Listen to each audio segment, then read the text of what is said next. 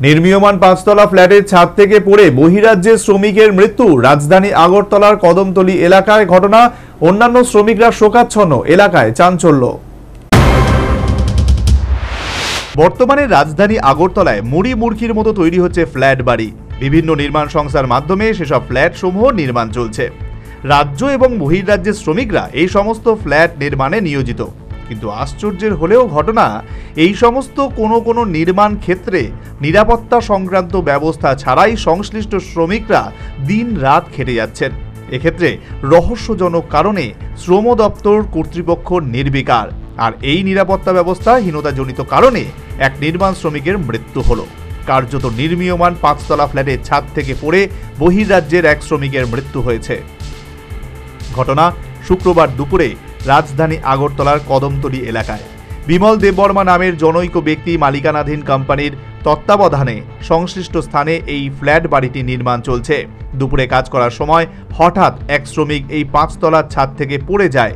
সঙ্গে সঙ্গে তাকে আইজিএম হাসপাতালে নিয়ে যাওয়া হয়। সেখানেই তাকে কর্তব্যরত চিকিৎসকরা মৃত বলে ঘোষণা করেন।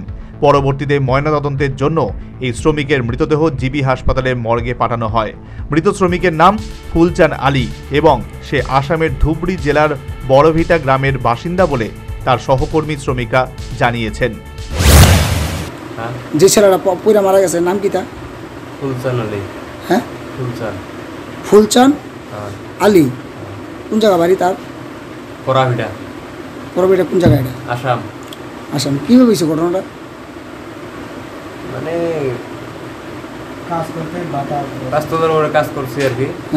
কোন থেকে পড়ে গেছে, সাইডে কাম করছি। আচ্ছা। কত তলার থেকে পড়ছে? পাঁচতলা থেকে। তোমরা কতজন আছিলে এবার? আমরা আসলাম পাঁচজন। এই সবাই কাজ করতেছি। সবাই কি মানে বাইরে ওইখান থেকে আইছো? বাইরের আসামেরই সবাই তোমরা? হ্যাঁ। মানে কন্ট্রাক্টর কে, মালিক কে?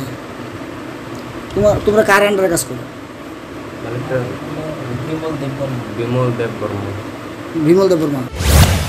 মৃত শ্রমিক ফুলচান আলী স্ত্রী এবং ছোট ছোট দুটি সন্তান রয়েছে।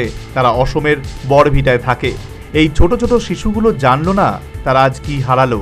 কার্যত নিরাপত্তা ব্যবস্থাজনিত কারণে নির্মীয়মান ফ্ল্যাটের পাঁচতলার ছাদ থেকে পড়ে এক শ্রমিকের বেঘোরে প্রাণ গেল। জানা গেছে, শ্রম দপ্তরের ঘুমন্ত কর্তৃপক্ষের কাছে এখনও খবরটি পৌঁছয়নি।